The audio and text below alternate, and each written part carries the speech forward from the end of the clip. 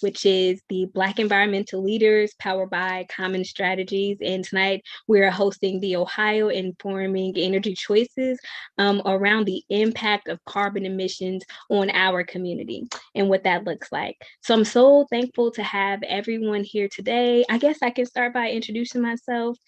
First, foremost, I am a West Daytonian through and through. I'm a political strategist, a caretaker, and a whole bunch of other things, depending on the day, including business owner.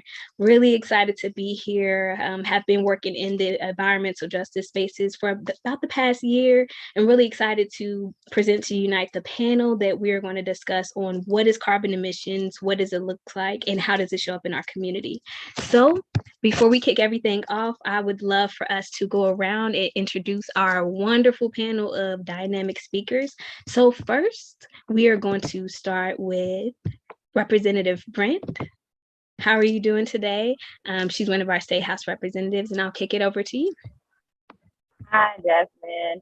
Thank you again for having me here. My name is Juanita. I just happen to be a state representative representing the southeast side of Calvin County. So just thank you so much for this opportunity. I've been in the State House this is my second General Assembly. And so this is a topic that affects everyone. It doesn't matter what part of the state, everyone should be concerned about what emissions are doing within our community.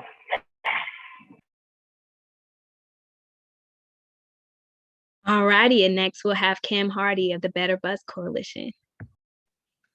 I just want to start out by saying that I love what the representative said. She just so happens to represent, a part, but she is the community. I love that. But I'm Cam Hardy. I am president of the Better Bus Coalition. My organization started about 6 years ago, and we are designed to fight for better bus service and better transportation options in our county, Hamilton County. I live in Cincinnati. All righty, thank you so much, Cam. And next, I got a glitch. Sorry about that, y'all. And next we have Renee Mahaffery Harris. I'm so sorry if I mispronounced your name, from the Center for Closing the Health Gap. I answer to all, but first of all, thank you for inviting me to join this conversation, Jasmine, and everyone on this panel.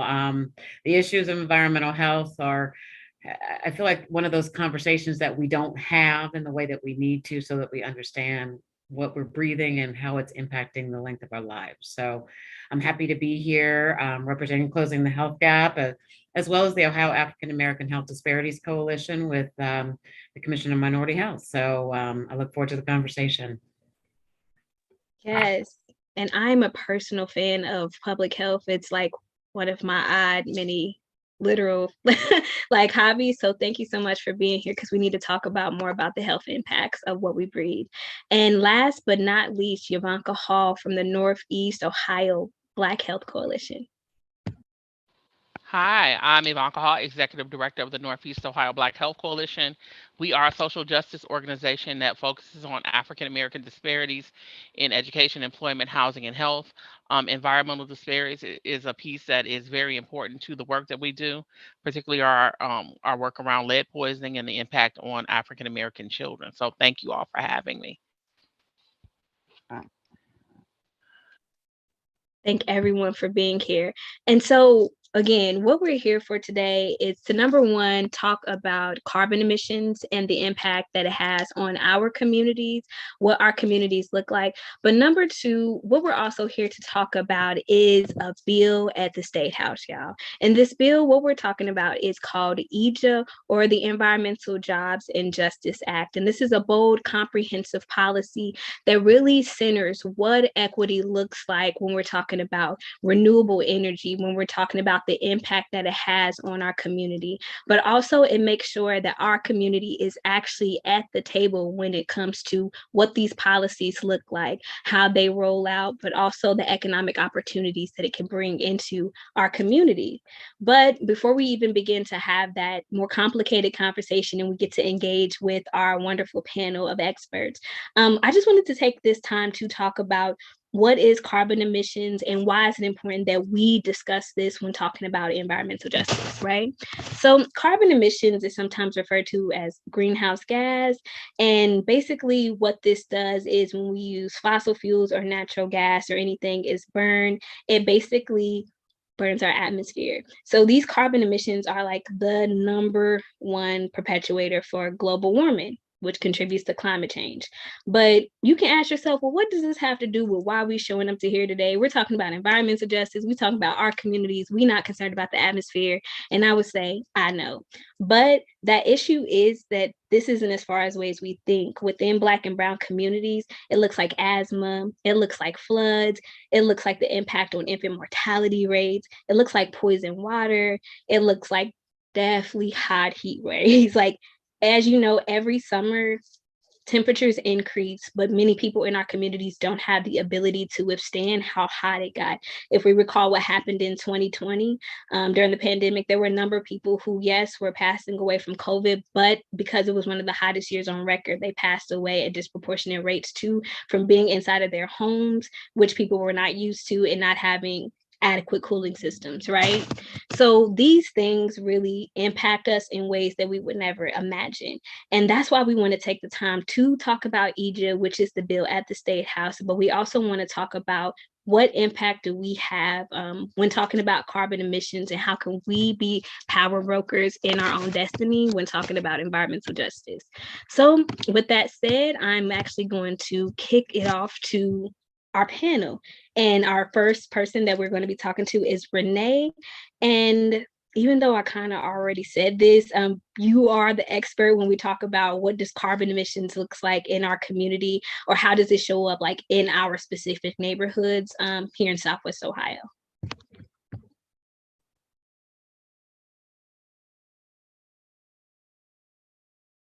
You're muted.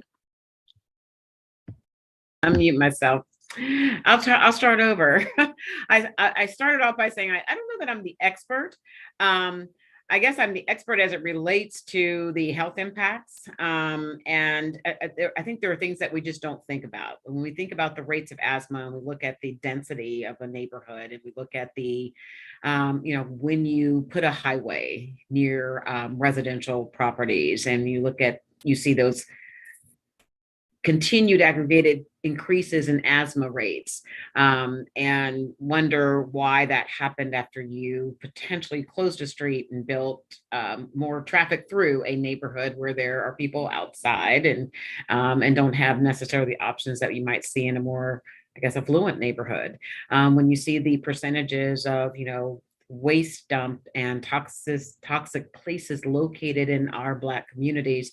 I do have some slides at some point I'd love to share, but nationally, we Black and Brown people are more likely to be close to a incinerator or some type of emissions that emits greenhouse effect, beyond the car, that impact all types of health impacts.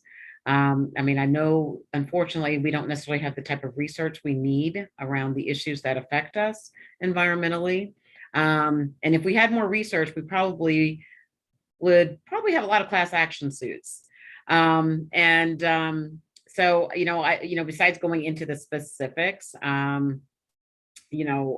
we easily think about asthma, but we have other impacts to birth rates, to our longevity, our lifespan. So I guess I'm going to speak to it from that perspective. Like, what are the impacts of the fact that we know that there are carbon emissions? We know that those emissions are resulting in climate change, which is ultimately going to have a disproportionate impact on Black and Brown people in this country. We have the level of density. We don't have the freedom of choice relative to where we can live, and having housing that moves us away from many of those environmental impacts that I think policy is going to have an impact in changing the ability for a developer or a corporation to locate businesses that produce and emit air into our quality of air in the neighborhoods that we are most likely representative in. So I think that's how I want to respond. And as you know, it's affecting the quality of life of our people. And I think probably environmentalists know that, not the Environmental Black Leadership Group, of course, but you know where those emissions are going. And it's that voice that doesn't speak, or the voice we don't even know to speak about what we are surrounded by. I live in Roselawn in Cincinnati, and right now I'm in the Morehouse College of Medicine executive MPH program. So I had to use like the EPA tool to look at my neighborhood. It's like, oh my gosh, all this is in the air that I breathe every day. And you know, so I mean, that's just one small neighborhood of the city of Cincinnati. So we're going to have to equip our community and our people with the tools to be able to assess the impact, so that we can advocate and really force policy that's going to impact improving the quality of air, what's emitted, what's allowed to be built in and around our communities. That was such an eloquent and like comprehensive answer to like what those implications look like on our community, and articulating that sometimes we don't even know that we need to have that language, or we need to know what we're fighting against, because it's quite literally invisible. It's in the air that we breathe. So thank you so much for talking about that, and saying things like not only asthma, but the lifespan of our communities, the people who live within it. I thought that was really important. I think now would be a very good time to share your slides, because I think they would really bring to life what you said. You're muted again. Obviously, technology is not my thing. Celeste, could you help me bring up my slides? Okay, thank you. Thank you, Celeste. So I just have a few slides. We can skip past the slide about our organization, which I'm very proud of, but you can read more about that another time. So people of color, but Black and brown people in America live with more pollution than their white neighbors, as a 2021 study shows. As we look at, you know, the fine particulate matter air pollution that environmentalists describe as PM 2.5 is harmful to human health, and it is responsible for over 85,000 to 200,000 excess deaths a year. And we know that we're a large proportion of that. Next slide, please. So as we look at pollution and the biggest pollution disparities, again, no surprise to any of us, we already know this, but people of color face more exposure than almost every type of source, while white people are less exposed. So when you look at this graph and you look at some of the factors that contribute to that pollution, from construction to power plants, other sources, industrial, residential, cars and trucks, which we think of first, right? As well as agriculture, we see the percent of Black and people of color who are exposed at a greater rate than white counterparts. When you see this, the slide to the right, and you see the green showing less than 20%, right? But you see plus 20 and over plus 20. So that's the data. Next slide, please. So the EPA knows this. Study found that in all but 4 states, non-whites, meaning us, Black and brown people, face higher exposure than whites. And much of that comes from the burning of fossil fuels. And we know that's from car emissions. Next slide, please. So what does this mean? So groups that face greater exposure to pollution because of factors ranging from racism to class bias to housing market dynamics and land cost. For example, then pollution sources tend to be located near our communities, and then therefore we have increased exposure to harmful pollutants. These are factors as to why we believe that's why we are in this position. Low social position make some groups more susceptible to health threats because of factors related to their disadvantage, from lack of access to health care, lack of access to healthy foods, poor job opportunities, dirty workplaces, higher traffic exposure are among the factors that increase the risk the most. And finally, existing health conditions, behaviors, or traits may predispose some groups to greater risk, and many of those predispositions are related to the environmental factors and the ecological environments in which we live every day. Next slide, please. So every day we think about what we do when we walk up, get up and go out, get in our car, or walk up the street or what have you. Those everyday exposures to hormone disrupting chemicals contribute to modern health epidemics like breast cancer, prostate cancer, obesity, diabetes, as well as infertility, as well as learning disorders of our children. We know, and I'm glad that Ivanka's here.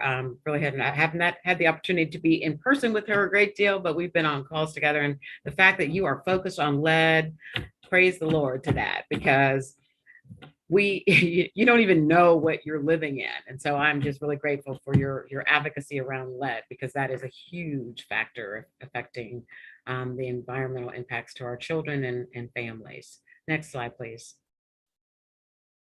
So the World Health Organization, this is not news to anyone. So people know about these disproportionate impacts.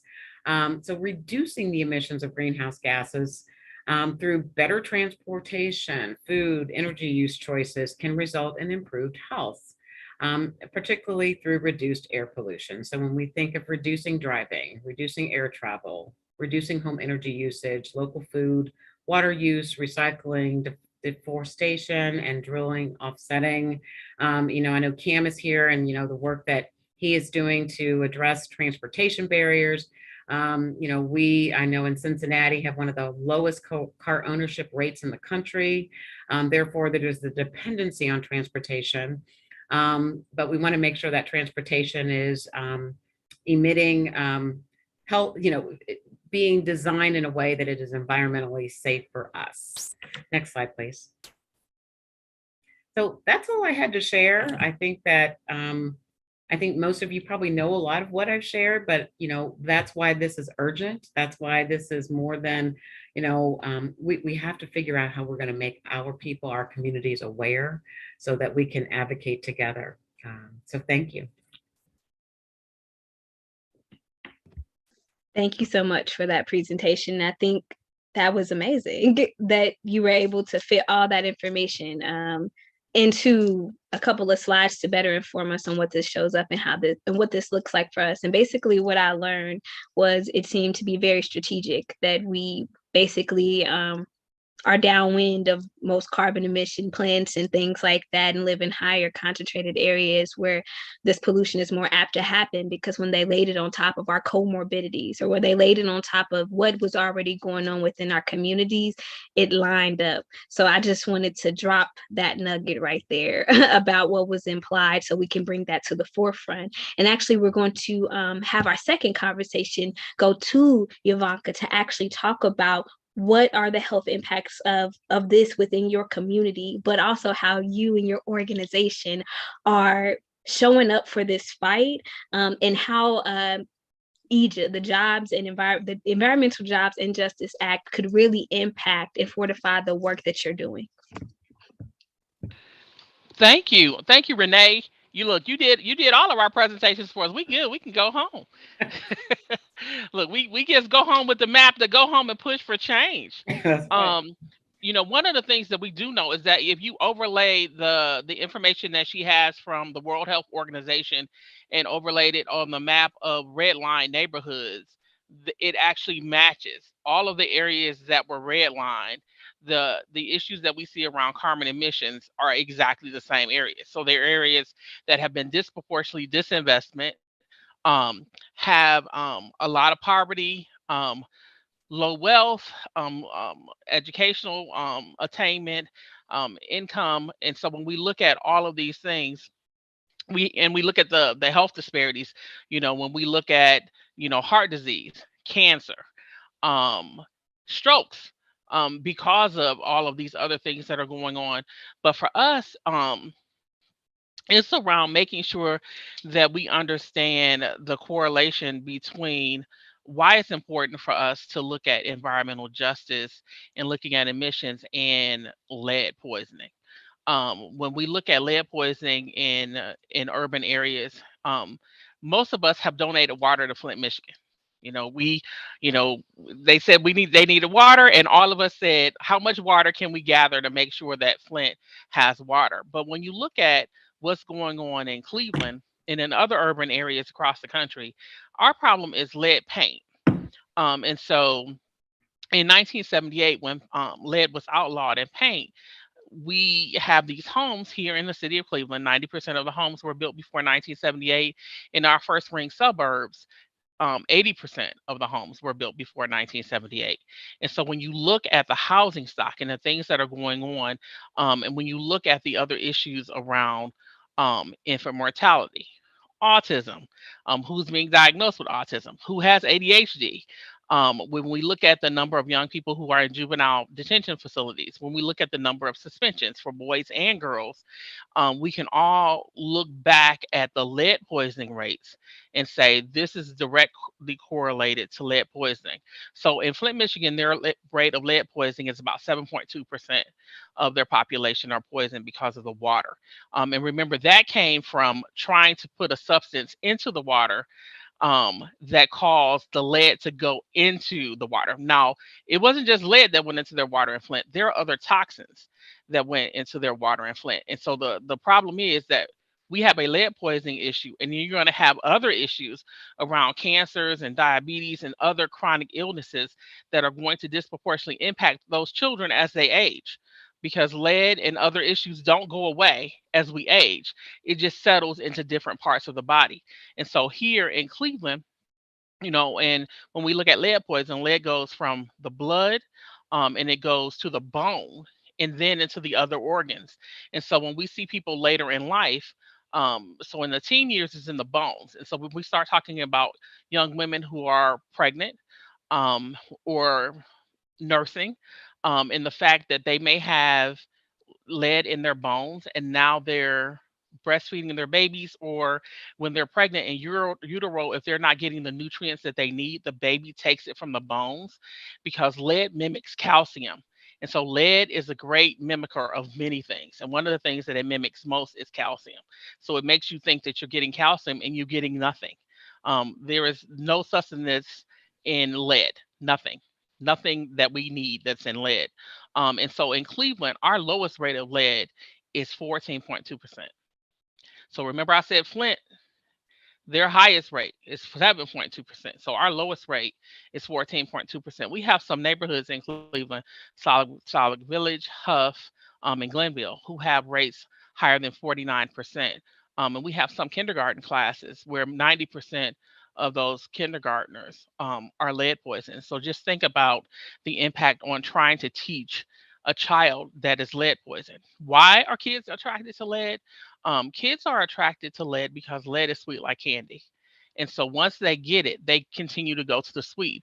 The thing about old houses is a lot of people do a lot of colors of paint. When we started stripping the paint on my house, it was like blue and yellow and all these other colors. So lead looks like Skittles.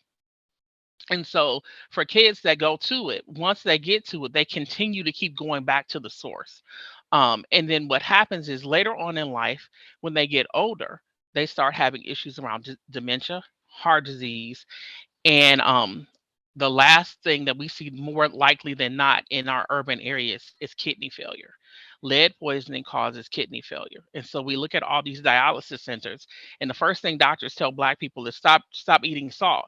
And it's like, well, many people have changed their sodium intake and aren't having as much salt as they had. But what happened is you had a lead problem, that now the lead has now gone into your other organs. And so we see the amount of kidney failure as people age.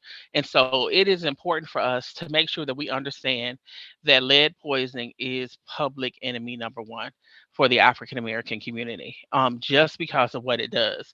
If you are in areas that have gas stations, transportation, where people fix cars in their yard, what happens is the lead from leaded gasoline would go up in the air, and then it has to come down. So it settle in the yards and the driveways in those neighborhoods. And so when you look at those areas that are closest to highways, that are closest to gas stations, that are closest to industry areas, the amount of lead poisoning rates in those areas and the amount of lead in their soil is extremely high.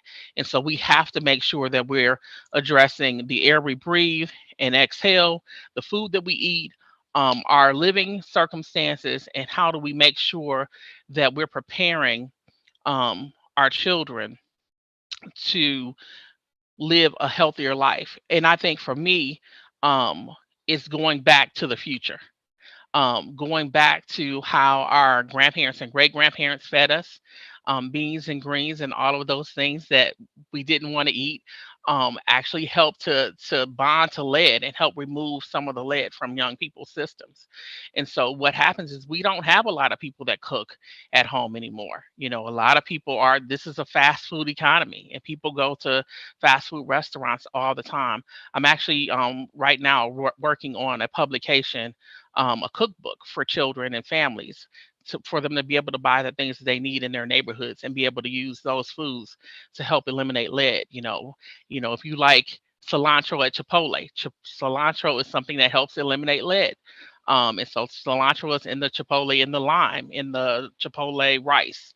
So having those recipes, or garlic, and having some of the other things that we need, or cayenne pepper. If you've ever eaten with an older person, my grandmother, who's 91, she likes everything a little bit spicy. Sometimes it's a little bit spicy for me, but she's okay with it. And if you ever travel to other countries, they use lots of spices. And so those things actually help to eliminate some of the poisons from our system. And so I think that it's important for us in this discussion to make sure that we're understanding the detrimental impact of lead poisoning when we're talking about our environment and our environmental issues. And I don't have a slide presentation, but I thank you for your time. You didn't have a slide presentation, but it was just as amazing because I don't think many people thought that lead was a problem within their communities, and the impact that it had before you began talking. So the information you provided was just as valuable and just as relatable, and you came with solutions about how to do things and what those look like. So I really appreciate that, because that blew my mind because I didn't know that, especially when we're talking about the rates of autism, ADHD, the late diagnoses of Black men and Black women who are autistic, who are ADHD, is exponentially increasing. And it's surprising, but lo and behold, most of us grew up with lead dust in the environment because of the homes that we live in. So it makes a lot of sense. And with that being said, we're actually going to pivot to policy itself. So Representative Brent, what specific policy changes that need to occur to reduce carbon emissions? And who at the State House is responsible for the reporting, the regulating and regulating of emissions? That was way too many R's and E's. Go ahead, Representative Brent. Thank you. Like I always say, thank you so much for allowing me this opportunity to speak. So who we report to is Ohio Environmental, for Ohio EPA. That is who our check and balance system in theory should be going through. So right now, we just look at what's happening right now here at the State House. We have passed a lot of problematic resolutions and bills that are actually having us move backwards. Like we just had a House Resolution 56 to get rid of e-checks. Now, when we just think about, I live personally in Cleveland, where we have a lot of cars, we have a lot of older cars, and we passed a resolution to get rid of e-checks. Now, really, it was a resolution. If you look at the theory of what a resolution is, it's just making suggestions to the US EPA saying that we want to amend that. But that's problematic that they even passed out of the House with majority of vote and a lot of support within itself. If we don't have those check and balances within our state or within our country, things, even when it comes to our air quality, will just be even more problematic. You'll see even more kids with bronchitis. You'll see even more kids with asthma. You'll see even more people with eczema at such alarming rates than what's already going on right now. Even House Bill 6, I know everybody keeps on talking about that and the $61 million associated with that. But, communities of color, we should really be concerned that there was even a bill to allow companies to take away standards when it comes to how energy is being used within our state. That affects just environmental justice in our community. So we are actually moving backwards in our state, not forward, what's going on.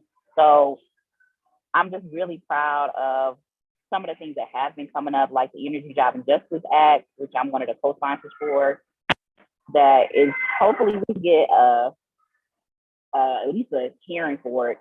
But we are put in a situation where I say the world's killers is going to have to be the redeemers to actually even get this bill passed, to really bring some peace into the game of really looking out for the people here in Ohio.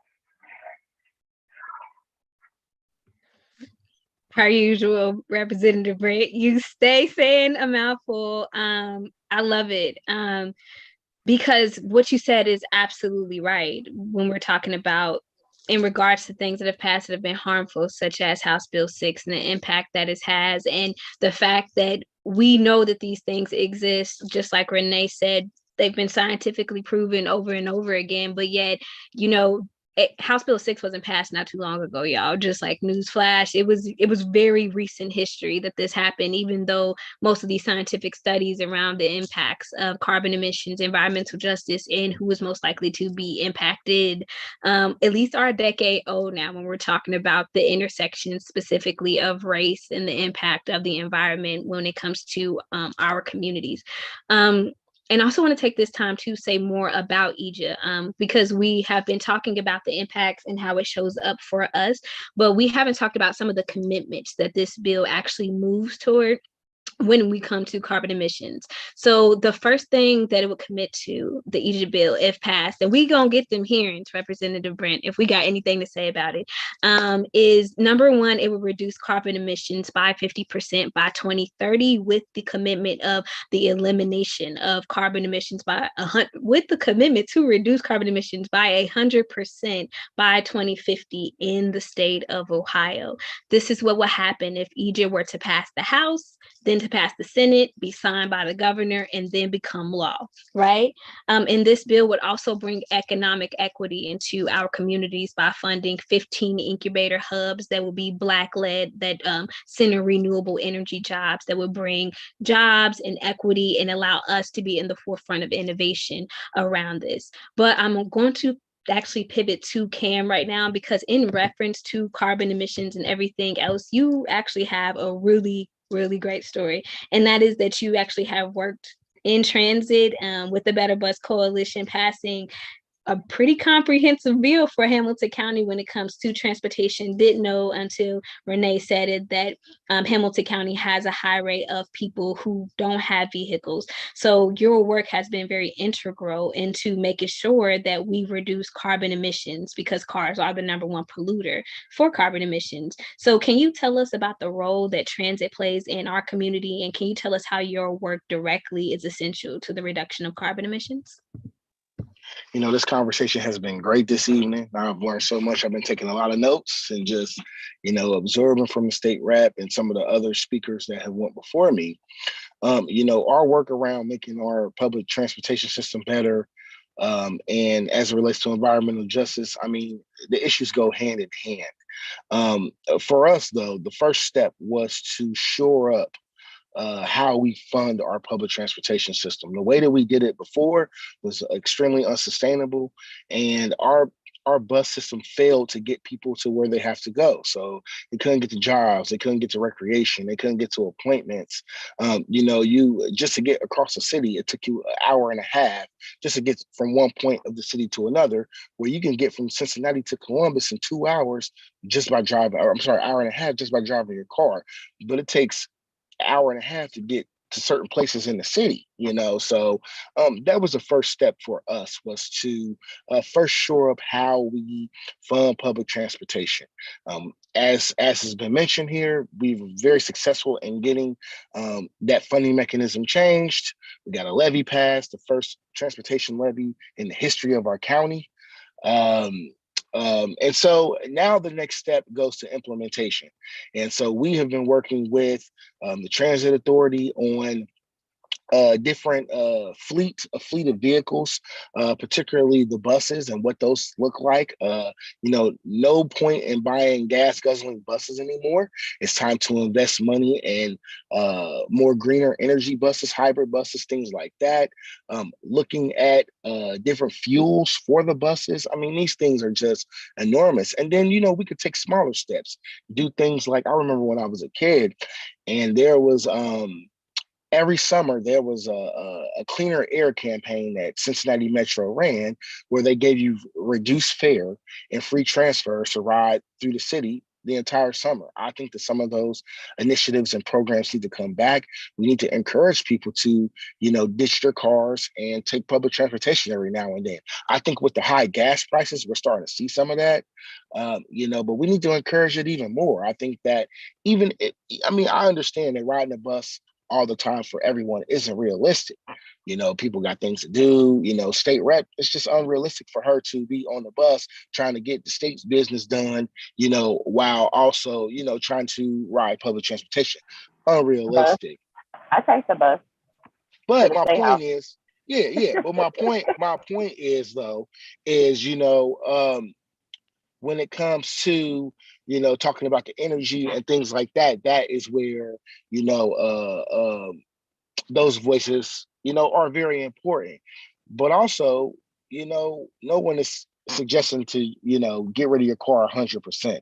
Maybe once or twice a week, just encouraging. And I'm trying to encourage my coworkers to do the same thing. So, that's just some of our work, what we've been doing. The levy has passed. That's true. We're very happy, but now we're in the implementation phase, where we want some of these diesel buses off the streets. We want more people on the buses, and we're trying to work with our transit agency to right size the vehicles and, bring the right fleet in. We do understand that that's going to cost more money, but what I've also learned is if you pay more upfront, you save money over a longer period of time versus, continuing to buy diesel buses. Thank you for that, Cam. And that's very much true, but also like saving the people who fuel the transit system so they can continue to utilize it and be healthy enough to catch it and spend their money. Like, let's talk about investing in our people so our people can invest back in the infrastructure, right? Like, all these things are vital and they come together, because without people, you have no society. Without society, you have no economy. Without an economy, how we making money? I don't know, but that's like what I think about when I think about how all of these things come together and how healthy people have to be a part of that. So now is the part that everybody, or at least me, I've been itching for, and that's for all of us to kind of talk together. Right. And so in this portion, what I just want us to talk about is, what does this policy look like in our communities? What happens if incubators come into the Cincinnati area, into Cuyahoga County, where Representative Brittany is for Cleveland, into Dayton, where I am? And what happens when we bring not only renewable energy jobs that reinvigorate our community so we don't get left behind, but what happens when we make those solutions clean energy? What does that look like within each one of our regions? I think for all of us, it's designing and developing neighborhoods and buildings to protect our air, our water, our land, and our public health. I think that we have to do, when I say go back to the future, I'm for real. Because we had walkable neighborhoods. People were able to walk to the store and walk to work and do a lot of the things that they did. And I think that a lot of times what happens is, so I have two nieces who like to overload my grandmother's refrigerator. So even when I take stuff out, they'll go put two more things in. And so now it's like so loaded that, and so I think we do the same thing when we look at our land use. As soon as we have a space that we think could be empty and we could use it to bring back a natural reserve, to bring back we start building on it. Um, and we're like, oh, we need to tear that up and we need to build a high rise. We need to put this down and we need to build another group of houses. But we have so much land in our urban core that has things on it that haven't been developed or that are sitting here vacant. that we can actually use and repurpose for something else. And I think that that's part of our getting back to the future, is that we have many things that can be repurposed. We just have to make a plan and make it plain that this is what we want to do to it. And we have to have wetlands. We have to have areas where we have trees. We have to have, make sure that we have clean water. We we have to make sure that we do everything in our power to protect what we have, because if we don't do the legwork now, it'll be gone for future generations. And so it is up to us to make sure we do everything that we can to make our neighborhoods and our communities livable, affordable, healthy, because if we don't do what we need to do now, we're going to pay later. In my neighborhood, because of all of the toxins that we've had in the air, if you start digging up stuff, you bring all of those toxins back into the air. So they're like, oh, well, we can just dig this up. And now you're contaminating the neighborhood once again. I had a school that was across the street from me that was an old school, and they started tearing the school down. When they started tearing the school down, I went out to my car and I had all this white residue on my car. And I looked across the street and realized that they were not following any of the EPA wetted standards as they were tearing this building down. And they had built a new school right behind where they were tearing the school down. And so kids and their families were going into the school, who were possibly being contaminated inside of the school, and parents who were there to drop off their kids also being contaminated. So we have to make sure that when we're talking about building for our future, that we're making sure that we follow all of the standards that we need, in order for our neighborhoods to still be healthy. And so with the EPA, when you have a city health department or a county health department, the EPA doesn't step in.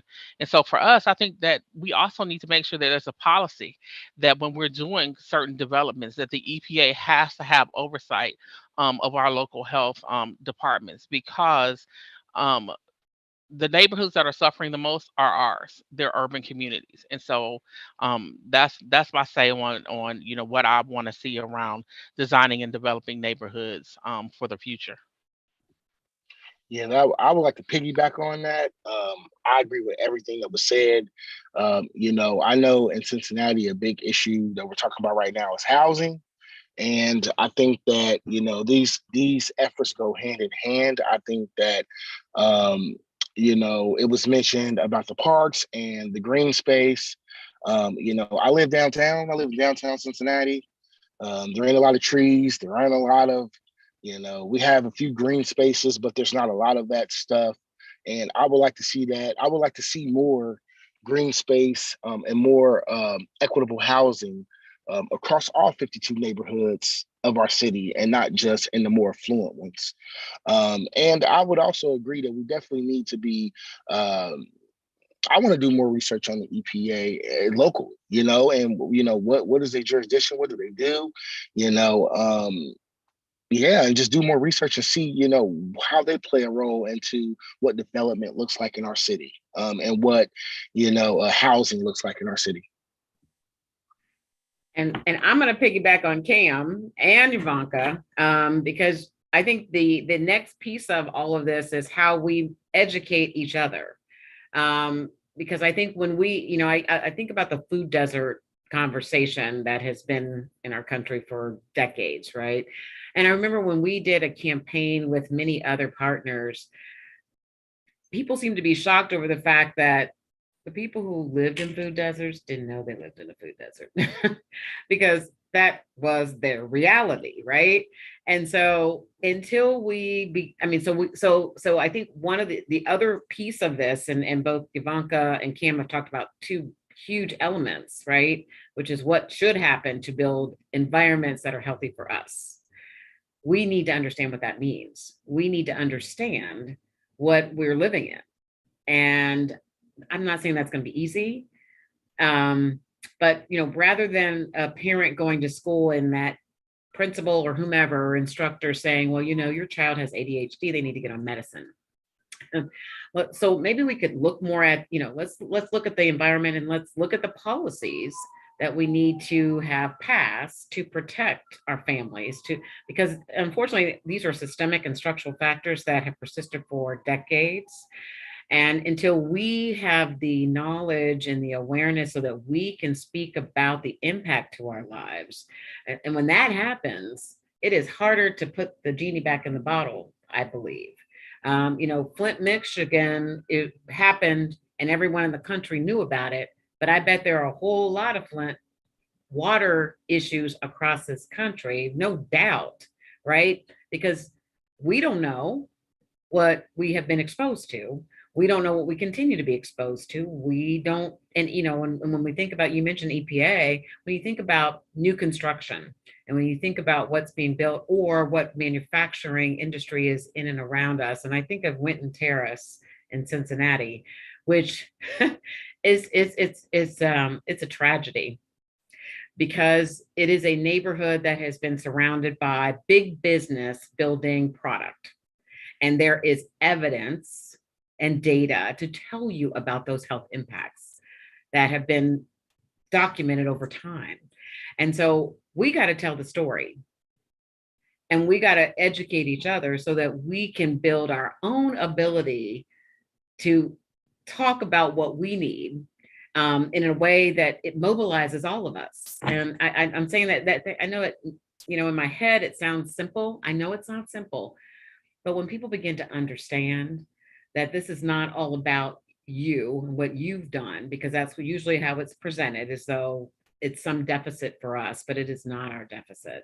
So that's my thought. Just to add on to, we have to really follow the money of how, even within our state of Ohio, how within this past operational budget, we cut our transportation budget in a place where, the average income, particularly in Cleveland, was $39,000.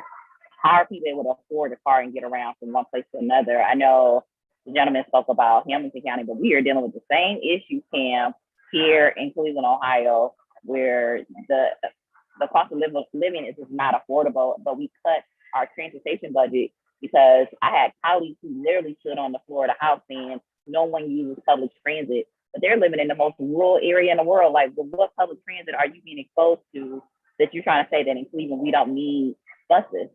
And so even having those conversations of who's making those decisions for money for public transit, Greater Cleveland Transit authorities in Cleveland, love them or hate them, they invested a huge amount of money into these clean air buses. They went all the way to California, invested all this money into shipping these.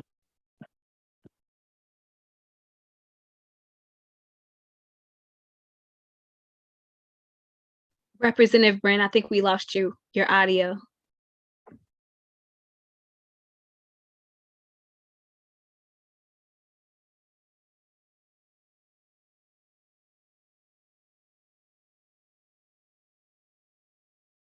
All righty. While Representative Brent is getting her audio together. Oh, there we go. Moving with speed. Okay, there I am. Okay. I know. My colleagues later for this. We spend so much, we talk about environmental justice. We have to really look at how our state's budget is occurring. If we are not investing into public transit, it forces people to have to drive in their communities.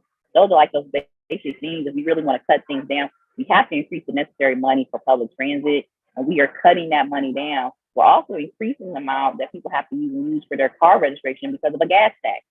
When people look at how much they're even paying for gas, they're paying more because we increased that money for the gas tax. Means I've had to vote down myself twice at this point for that going forward. So we just have to look at that. And then even when we look at the Ohio EPA, they have one of the, not the largest budget, but one of the largest budgets in the state of Ohio, $443 million. So we have to just look at what policies are already being placed and how we are spending our money as a state, because we are in a surplus.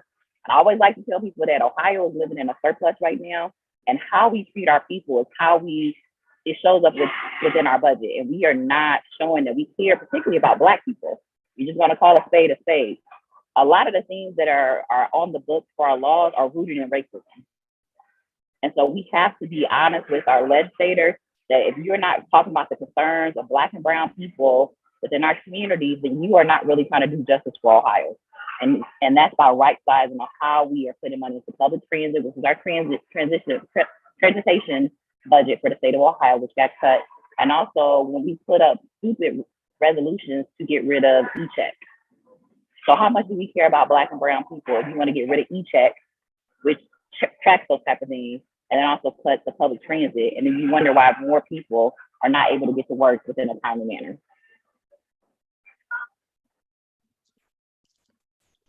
Agreed. And I hope y'all had tea because it was hot. And I'm saying that with love because that's what it is, right? Like a budget is a moral document. When you live in a surplus and you refuse to acknowledge that there's a subset of the population of the people that you represent whom you have not adequately represented, and you continue to let them live in divested ways, it shows up. So thank you, Representative Brent, for continuing to always bring things back together. And in addition, with bringing things back together and knocking out the park, putting a monetary value on what the EPA has. And it brings me back to the monetary value of what we're asking for in EJA, which is $20 million. Little drop in the bucket. Little drop. And I know that don't feel like a drop in the bucket to us, the people that's on this call. We don't know what $20 million look like, but we do know at an institutional or at a governmental level that $20 million is a drop in the bucket. And I want to emphasize that that is what we are asking for in comparison to some of these other players who play a role in making sure that our environment is safe. In conjunction with that, y'all, I heard stay local. That's what Yvonne said. Stay local, support local, be local, eat local. And honestly, y'all, it's cheaper. I live in the middle of the food desert that Renee has talked about. I didn't know I lived in one until I went to college. And they were like, hey, did you know you live in the 6th largest one? I was like, no idea.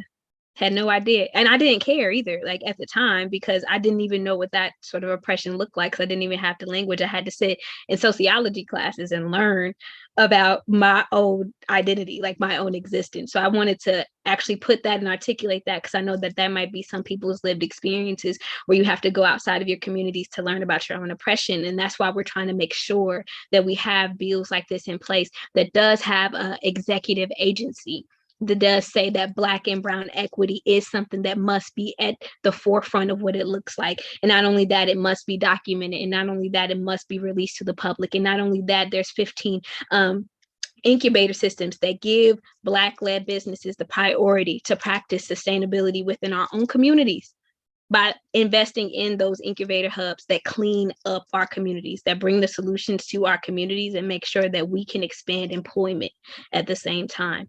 But also it allows those who have allowed this type of environment to foster for so long to be responsible, because it labels many of the communities that we are in as just transition communities, which means that there's an acknowledgement of historical environmental injustices that has led to things like disproportionate impacts of lead within our communities, that have led to things like dialysis centers being in there, not just diabetes. There's an environmental component that we must acknowledge, and these neighborhoods and these communities take precedence in making sure that we absolve those issues. So I just wanted to say that and put that into context as we're getting ready to round out, because I think that was a dynamic conversation, and I just wanted to make sure that we rounded it back out okay. I've really had to slow down my speech lately because I've been talking way too fast. But also, I wanted to talk about one more thing, and that is, what does clean electric energy look like, whether generated by wind, by solar? What does that look like in our communities? I know there's a lot of talks at the state level and even at the federal level about what the transition looks like to electric cars and different things like that. And we talking about e-check, y'all. We still trying to get e-check back in our state to make sure we can breathe. How can Black people afford electric cars? Like, I can't afford Elon Musk. So what can we do, and how can we make sure that we don't get left behind while people are moving forward with renewable energy? We must embrace not only the cars, but the stations too. You have to have the stations available. You're right. Even if you have the electric cars, you have to have stations available in our community. And I mean, this is we can't even, we're having a hard time getting our children out to Wi-Fi. You know, like making sure that we have Wi-Fi access and broadband access in our urban centers.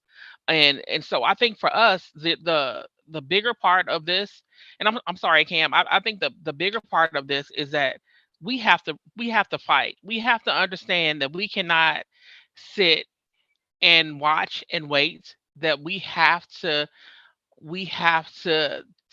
be in the streets, in these government offices, pushing our city councils, pushing our county councils, pushing our state legislators, in order for us to be heard.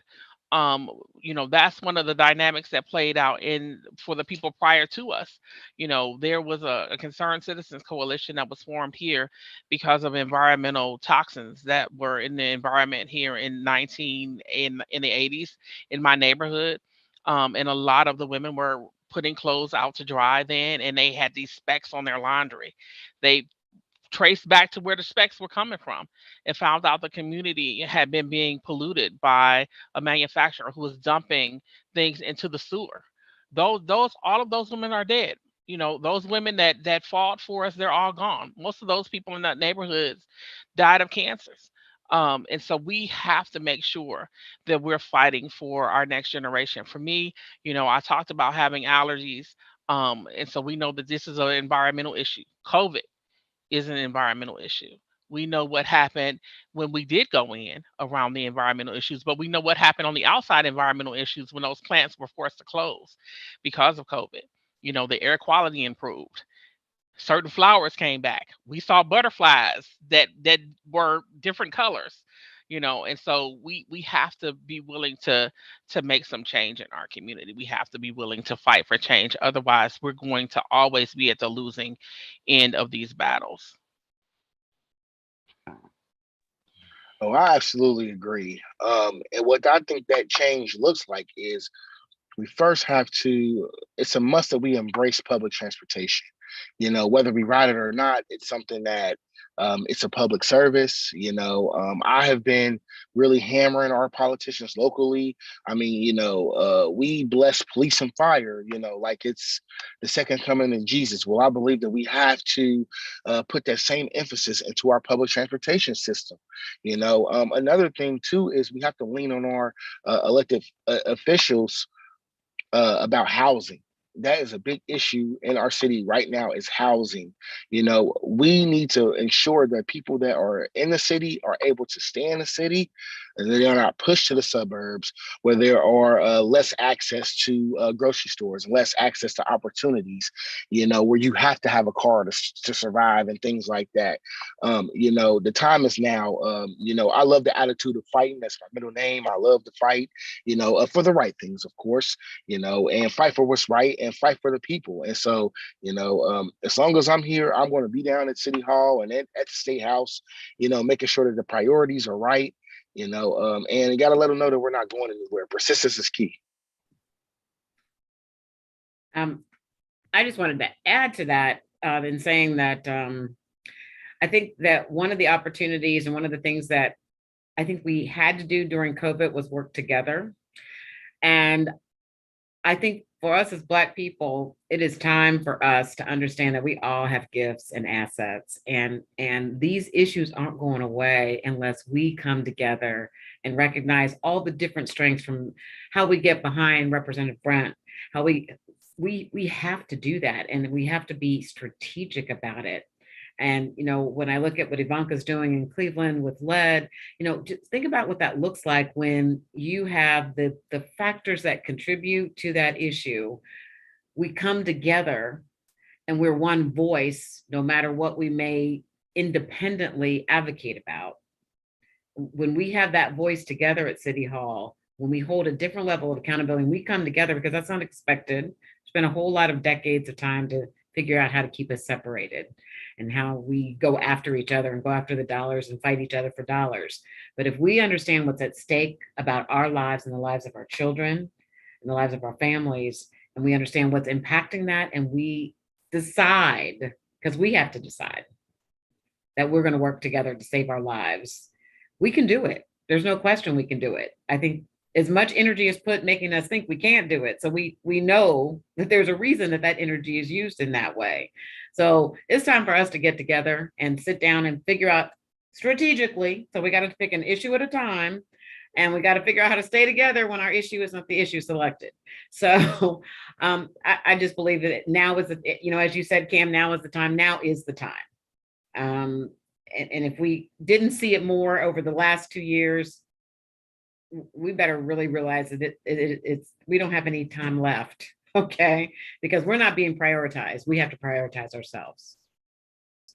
I just like to end too with this, that Ohio is in a surplus. We are in a $3 billion, not millions, not that, $3 billion surplus. That means we sitting on money. That's not including the rainy day fund. That's a surplus because we got more money than what to do with it. So people need to start making demands. They can't just be the people you elect. Trust me, I need backup. I need people in the front, the back, the side, the other side, and everything goes. So we need you to show up. When finance committee is having committees, everything is public. You go to ohiohouse.gov, you can find out when the finance committee is going to be there. You have to have people that are showing up. Our demands are not even a lot. Just like we talked about this Energy Job and Justice Act, it's only $20 million when in comparison, another department is $466 million. $466 million, and we are in a $3 billion surplus as a state. So what are we doing to really make the demands? How are we organizing ourselves to be very intentional about this? Are we talking to everybody we need to talk to? Are we showing up to like we need to talk to? I tell people all the time, people don't come to my office. Like literally, people don't come. Not that I'm not accepting meetings, not that I don't answer emails. People are not coming down to the State House like they should. They're not. And so we have to be very intentional about being very much in people's face. Because one thing I would tell anybody, if you want to scare elected officials, show up. Because people get very fearful when they see you in person. They will walk around like it's a plague trying to avoid you. And they will stop things because they say, you know what? Those people just showed up. We stopped all committees one day because 100 people showed up about a gun deal. They stopped all committees out of security. Now imagine if you guys came up here for this environmental justice, what would happen to the walls and the floors of the State House if people just showed up and say, this is our tax dollars. This is the money we give you every day. You need to take care of the people of Ohio. So I tell people we have to stop being in these places where we are having conversations and need to make action plans. We are not trying to do action plans. We are going around in circles. A lot of our bills, a lot of our laws that are in place are rooted in racism. We have to be very clear about that because people don't always want to talk about race when it comes to policy and when it comes to politics. It's rooted in that. And so until we are willing to have those real conversations, those real things of action plans, we are wasting a lot of our time and what we're doing moving forward. Thank you so much, everybody. My name is Juanita Britt. I just happen to be a state representative. They dropping the mic. I just I just want to say, number one, thank you to each one of you for being here. Representative Brent, of course. Cam Hardy, of course. I love the work that you're doing. With Ivanka, you just made a fan out of me. And with Renee, thank you so much. A fan out of me too. And you made me a student today. That's my favorite role in life, is to learn. So I just wanted to say, thank y'all. Fight is my middle name too. I'm an organizer, grassroots relational organizer by trade. I have led about 100 people into the State House, and they shut it down that day at that moment. So what Representative Brent can be confirmed by me, that things like that can happen. And that sometimes I remember calling my state representative.